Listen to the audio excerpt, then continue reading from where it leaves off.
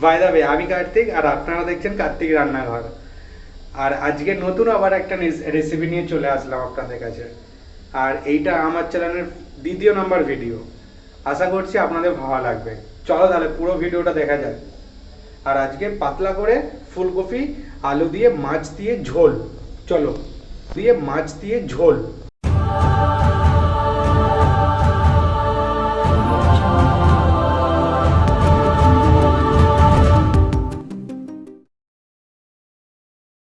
হ্যাঁ, ফুলকপি দিয়ে রুই মাছের ঝোল একদম সিম্পল ভাবে।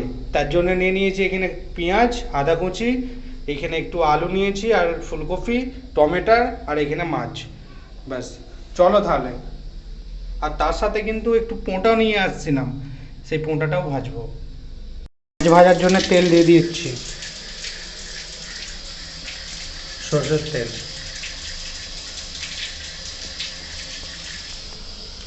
তেলটা ভালো করে গরম হয়ে গেছে, মাছগুলো দিয়ে দিচ্ছি।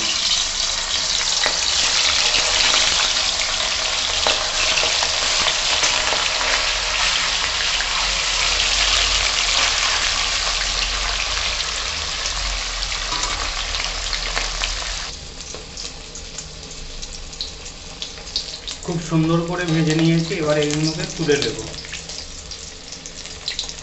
লাল লাল করে ভেজে নিয়েছি মাছগুলো।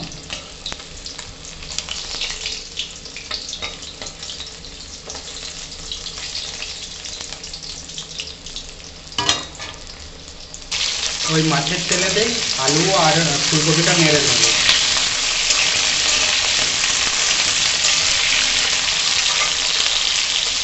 ভালো করে নেড়ে দেবো, একটু হলুদ একটু নুন দিয়ে দেবো এতে।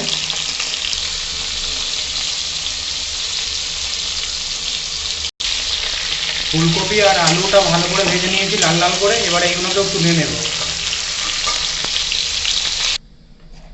ওই মাছের তেলেতেই একটু জিরে দিয়ে দেবো আর পেঁয়াজগুলো দিয়ে দেবো।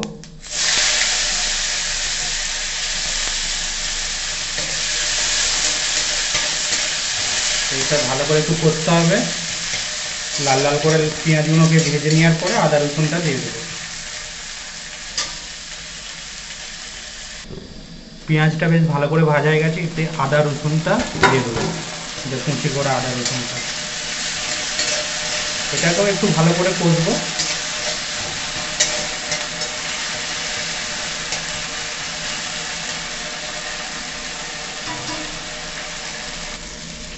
আদা রসুনটা ভালো করে ভাজা হয়ে গেছে, এর মধ্যে আমি দিয়ে দেব হলুদ গুঁড়ো 1 চামচ, নুন 1 চামচ দিয়ে দেবো, আর একটু পরিমাণ মতো একটু ধনে গুঁড়ো, একটু গরম মশলা, আর 1 চামচ শুকনো লঙ্কা,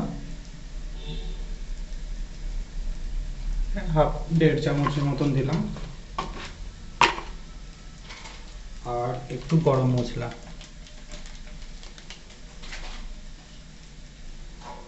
একটু জল অ্যাড করবো ওতে।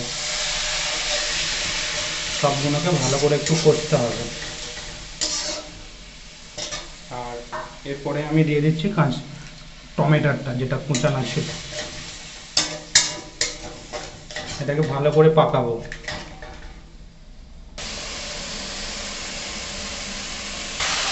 ভালো করে মশলাটা কষে নেবো। এর থেকে তেলটা বেরিয়ে গেলে এতে একটু জল অ্যাড করবো। জল অ্যাড করে জলটা গরম হয়ে গেলে আমি আলু আর ফুলকপি যেগুলো আমার ভাজা হয়েছিল সেইগুলো দিয়ে দেবো। আর মাছটা দেখতে পাচ্ছেন তো কত সুন্দর ভাজা হয়েছে। আর বড় মাছ এটা নিয়ে এসেছিলাম, তো এতে অনেক কম কাঁটা থাকে, খুবই ভালো লাগবে। আর এই পাতলা ঝোলের জন্য এটা সবথেকে বেস্ট। চলো তাহলে এইগুলো সব দিয়ে দিয়েছে মশলাতে। পরিমাণ মতন জল দিলাম, জলটা ভালো করে ফুটুক। এতে ফুলকপি আর আলুটা আমি দিয়ে দেব। ভালো করে জলটা গরম হয়ে গেছে, আমি এতে দিয়ে দিচ্ছি ফুলকপি আর আলুটা যেটা ভাজা ছিল।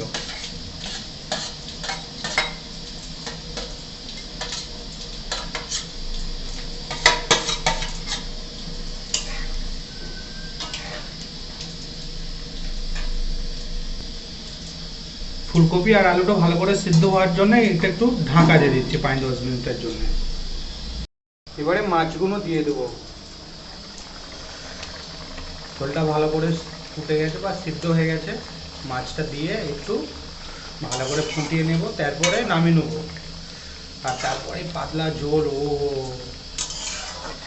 এইভাবে রান্না করলে খুব সুন্দর লাগে, একদম সিম্পল, কোনো কিছু নেই।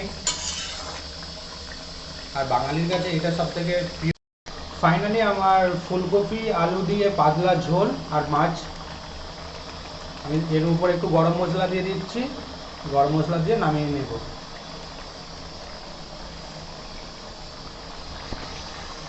ও ফাইনালি আমার রেডি রান্না, রুই মাছ দিয়ে ফুলকপির পাতলা ঝোল। এবারে এটা নামিয়ে নেব, নামিয়ে নিচ্ছি। ও হো হো হো হো।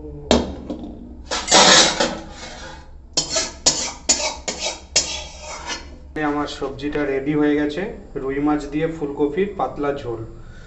ও হো হো হো। ফাইনালি আমার ফুলকপি আলু দিয়ে রুই মাছের পাতলা ঝোল রেডি। আর এই দেখো কত সুন্দর হয়েছে, তাই না? গরম ভাত, স্যালাড, আর ওই রুই মাছেরই কিছু তেল পোঁটা আমি ভেজে নিয়েছি, এখানে আছে। আর দেখো মাছটা দেখো কত সফট হয়েছে একদম। ও হো হো হো। আশা করছি আপনাদের ভালো লাগবে। আর এই ধরনের ভিডিও যদি তোমাদের ভালো লেগে থাকে তাহলে আমার চ্যানেলটি প্লিজ সাবস্ক্রাইব করে নেবেন আর পাশে থাকা বেল আইকনটা বাজিয়ে দেবেন নোটিফিকেশনের জন্য। চলো তাহলে খাওয়া যাক।